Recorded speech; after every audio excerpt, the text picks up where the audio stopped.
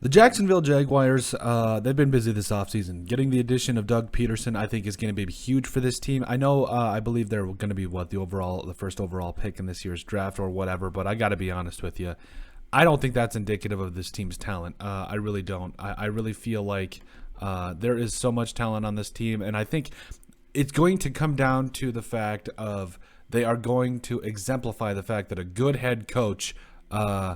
Could really turn things around quickly, even just with really the same personnel. And I'm really excited for it. I feel like there's going to be a lot of things that kind of go on in the draft and plus in the offseason that I think it's really going to make you take a look at what's going to happen. So, obviously they have the number one overall pick. But overall, I think there's going to be there's a couple different needs. I don't think they need a ton of needs. I think there's only just a few selected. If they can get down right, if they can get nailed, i.e. protection for Trevor Lawrence, this team's going to be dangerous. They are going to be a very dangerous team, and I'm really excited for it. And I think, in our rendition of the Jaguars draft needs, we run over a lot of different things. I wish I could do O-line more than once, but I mean, I felt like, we got to see where else this team can get better. And so we'll start here with the Jaguars draft need number one. I think this one is pretty easy. Offensive line. Now, aside from Cam Robinson, I basically wouldn't mind everybody just going at this point. Like, I'm not trying to be rude here, but whether it was guys like Andrew Norwell or Brandon Linder, AJ Cann, Ben Barch, Juan Taylor, I really, I think the candidate most likely to go here is Juan Taylor, who had kind of a rough year when you think about it. Played over 1,000 snaps, had 12 penalties, allowed 6 sacks. It was not good for Juan Taylor. So I think offensive line. And so then the question becomes, who would they get? Evan. I think Evan Neal probably would be the best player to get here. Because I feel like there is a kind of a consensus that whether it was Neal, Charles Cross, you could also get him, but I felt like Neal was the most talented out of the entire draft class this year. You also got Ikem Ikwanu. I'd never say these guys' names right. Evan Neal, Charles Cross, Trevor Penning out of Northern Iowa. I've really liked what I've seen. I believe, was he the guy that was basically just like burying people at the Senior Bowl? I don't know. But overall, between those three tackles, between Cross, Ikwanu, and Neal, I think those are going to be where the Jaguars need to hit on right away. They need to pick who they like the most. And I don't think I would mind them trading down either. Like, I think you could still get any of those top 3 tackles in the top 5 and still get potentially a haul or at least a couple more draft picks for, reshaping this franchise. And I wouldn't be against it either. So, I think inside's okay. I love Cam Robinson at left tackle. He's awesome. I love Cam Robinson, but I think Juwan Taylor, they need to find a replacement or at least some competition for him moving forward, because I feel like he is a player that they need to.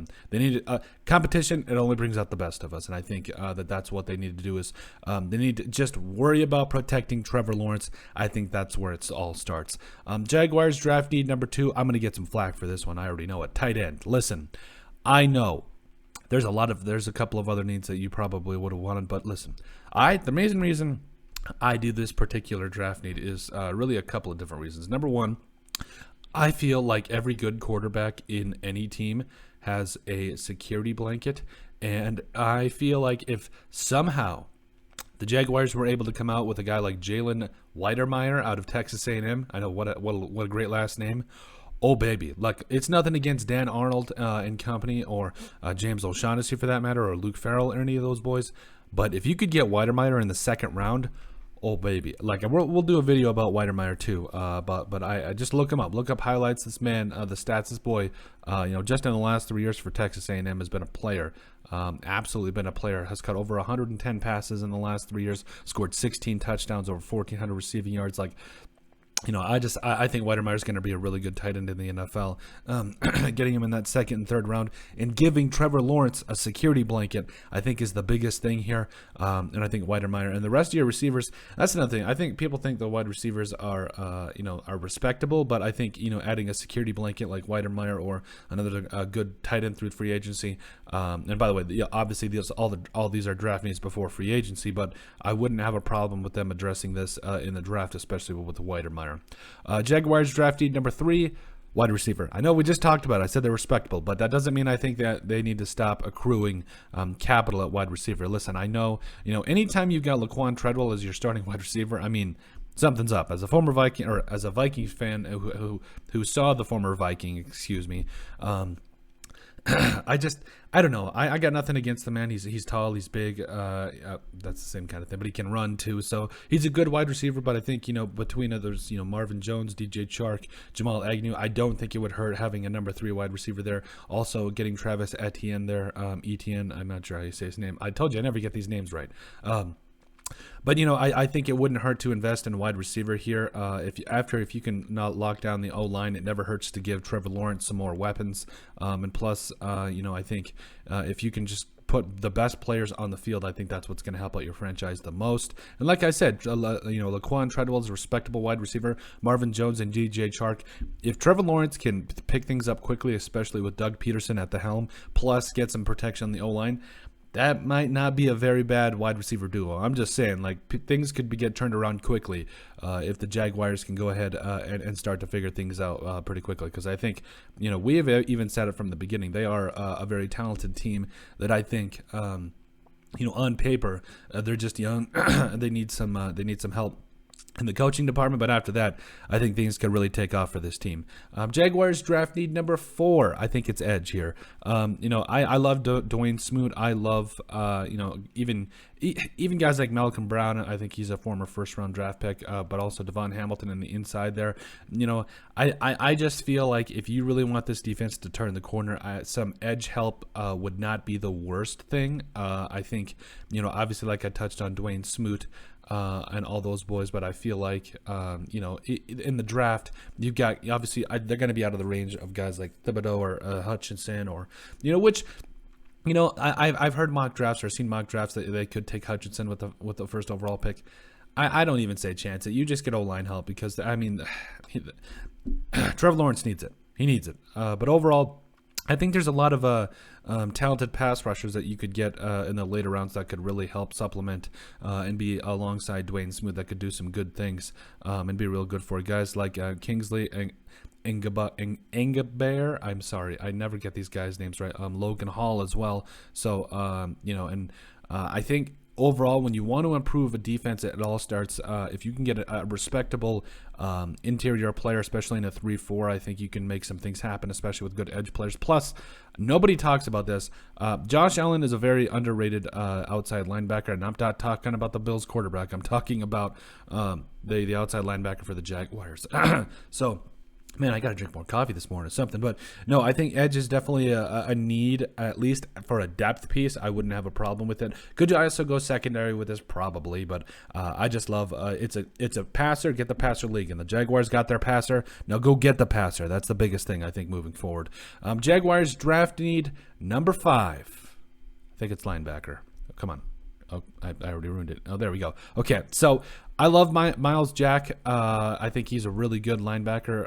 But if you're going to play a 3-4, I also love Damian Wilson, Jihad Ward as well. But Clevion Chason, you also got back there. So and maybe this one could be, tossed around between D lineman and corner as well. But I just feel like if you can bring more of an edge presence off, especially running a 3-4, I think this could really do a lot of good things for your defense early on.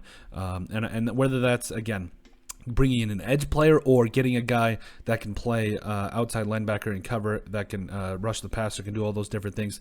I mean, that's just another tool for your defense, man. Like, I love it. I feel like, okay, if you don't want to replace guys like Malcolm Brown, Devon Hamilton, again, I love Dwayne Smoot, but overall, you got Damian Wilson and Miles Jack on the inside. I love that duo. Josh Allen as an outside linebacker, then Jihad Ward again, who I don't have a problem with, or with Clevion Chason as well. But I mean, man, can you just imagine getting another linebacker on the edge there? And again, could they go corner here? Yes, but I think having another pass rusher could really help out this team and really make them a tough team moving forward, especially with all the talent they've already gotten. So I think, like I said, there's nothing wrong at the very least with adding quality depth at corner, safety, linebacker, whatever. But I think this is when you get down to these top 5 draft needs when you get down to 5, you're mainly just looking for some depth pieces. So depth along any of those 3 areas I think would be just all right with me. Oh wait, can I go O-line again? I'm sorry. All right.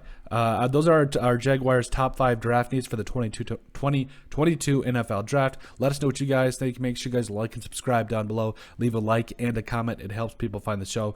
We greatly appreciate all the support that we've gotten and continue to get. You guys are all truthfully awesome. We love every single one of you. In the description down below, you'll find all of our social media platforms, so give us a like and a follow there.